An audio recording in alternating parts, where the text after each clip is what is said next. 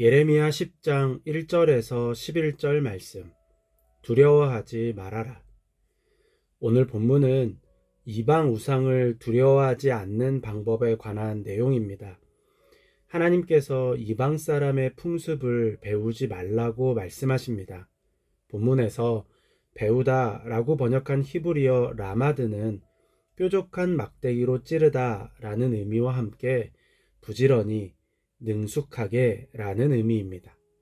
하나님께서 말씀하신 이방 사람의 풍습을 배우지 말라는 것은 단지 우상숭배의 모양을 따라하는 것을 넘어서 적극적으로 배우고 부지런히 탐구하는 행위를 의미합니다. 이러한 행위가 위험한 이유는 마음을 빼앗기고 결국 삶을 빼앗기기 때문입니다. 본문에서 두려워하다 라고 번역한 히브리어 하타트는 넘어뜨리다, 부서뜨리다 라는 의미입니다. 즉, 이방 풍습으로 인해서 마음이 넘어지고 삶이 부서진다는 의미입니다. 마음이 넘어지고 삶이 부서지는 것은 우상숭배의 모양을 따라하는 것으로 되지 않습니다. 그 안에 담긴 정신을 알고 의미와 가치를 탐구할 때 나타나는 현상입니다. 그렇기에 이방 사람의 풍습을 배우지 말라고 경고하신 것입니다. 팀 켈러는 우상을 이렇게 정의했습니다. 하나님만이 주실 수 있는 것을 다른 데서 얻으려 한다는 그게 바로 우상이다. 만약 저것만 있으면 내 삶이 의미 있게 될 거야. 저것만 있으면 나도 가치 있는 사람이 될 거야. 저것만 있으면 내가 중요한 사람이 되고 안정감이 생길 거야 라고 생각되는 것이 있다면, 만일 뭔가가 있어야만 행복해질 수 있다고 생각하고 그 무엇인가가 하나님보다 더 중요하게 여겨진다면 그것이 우상입니다. 그렇기에 이 세상의 모든 것은 우상이 될 수 있습니다. 우리는 흔히 우상을 나쁜 것이라고 생각합니다. 하지만 존재 자체가 나쁜 경우는 거의 없습니다. 오히려 더 좋은 것일수록 우리의 욕구와 희망을 채워줄 것이라는 기대를 하게 되고 그 기대로 인해서 우상으로 변질됩니다. 존재 자체가 우상인 것은 없습니다. 모든 피조물은 하나님의 거룩한 계획 안에서 창조되었습니다. 문제는 인간의 어리석음이 그것을 우상으로 만드는 것입니다. 그렇기에 우상이라는 것은 사실 허상입니다. 실제로는 존재하지 않고 인간에 의해서 만들어진 것이기 때문입니다. 하나님께서는 우상을 숭배하는 풍속을 허황된 것이라고 말씀하십니다. 본문에서 허황된 것이라고 번역한 히브리어 헤벨은 텅 빈, 공허라는 의미입니다. 우상이 허상이라면 그 허상을 숭배하는 우상 숭배는 아무 의미도 없는 행위입니다. 그러니 허황된 것이 맞습니다. 하나님께서 우상의 실체를 적나라하게 말씀하십니다. 그것은 숲속에서 베어온 나무이고 조각가가 연장으로 다듬어 만든 공예품입니다. 겉을 은과 금으로 꾸미고 망치로 못을 박아 쓰러지지 않게 고정한 장식품입니다.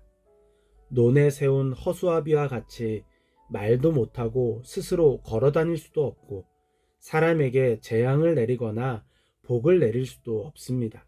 그러니 그것들 때문에 마음이 넘어지고 삶이 부서지지 말라는 것입니다. 그렇다면 어떻게 해야 우상으로부터 영향을 받지 않을 수 있습니까? 우리는 우상으로부터 크고 작은 영향을 받습니다. 우상을 없애는 것이 답인데 사실상 우상을 없앨 수는 없습니다. 이유는 간단합니다. 우상이라는 것 자체가 허상이기에 소유하거나 없애거나 할 수 있는 것이 아닙니다. 또한 우상이 될 수 있는 것을 없앤다고 하면 세상의 모든 것을 다 없애야 합니다. 그렇기에 우상은 없앨 수 없습니다. 그렇다면 어떻게 해야 합니까? 우상에게 내어준 자리를 본래의 주인이신 하나님으로 대체하면 됩니다. 우상을 두려워하지 말라는 말씀에 이어서 6절에서 11절은 예레미야가 하나님을 찬양하는 내용입니다. 왜 갑자기 찬양의 내용이 나올까 곱씹어 생각했습니다.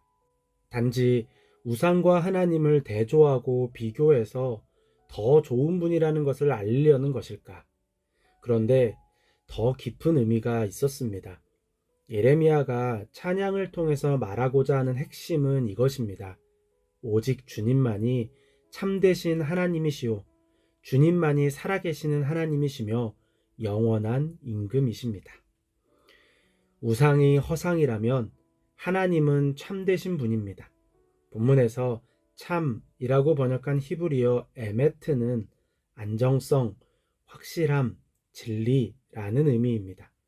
즉, 하나님에게 거의라는 것은 없습니다. 하나님은 완전한 하나님입니다. 완전히 살아계시고 완전히 영원한 분입니다. 그렇기에 다른 것을 더할 필요가 없습니다. 하나님 한 분이면 충분하고 완전한 것입니다. 일상에서 우리의 마음을 넘어뜨리고 삶을 무너뜨리는 것이 있습니까? 혹시 그것이 우리의 우상은 아니었는지 살펴보시기 바랍니다. 하나님으로부터 얻어야 하는 안정감, 만족함, 기쁨, 평안을 다른 데서 얻으려 했다면, 그리고 그것의 불완전함과 결핍으로 인해 두려움을 느끼고 있다면 우리도 모르게 우상을 섬기고 있었던 것입니다. 다른 방법이 없습니다. 서둘러 우상을 버리고 하나님을 그 자리에 모셔야 합니다. 그래야만 두려움을 이길 수 있습니다. 우상의 유혹은 달콤합니다. 그리고 절박합니다. 그렇기에 우상을 버리는 일은 어렵습니다. 하나님을 믿는 것은 분명하지만 왠지 그것이 있으면 더 괜찮아질 것 같고, 그것이 있어야 현실적인 문제가 해결될 것 같기 때문입니다. 하나님과 함께 무언가 더 필요하다고 생각하는 것입니다. 우상이라는 것이 참 징글징글합니다. 그때 우상을 향해 이렇게 선언해야 합니다. 하늘과 땅을 만들지 않은 신들은 이 땅에서 사라지고 저 하늘 아래에서도 없어질 것이다. 쉽게 말해서 넌 언젠가는 사라질 것이다 라고 선언하는 것입니다.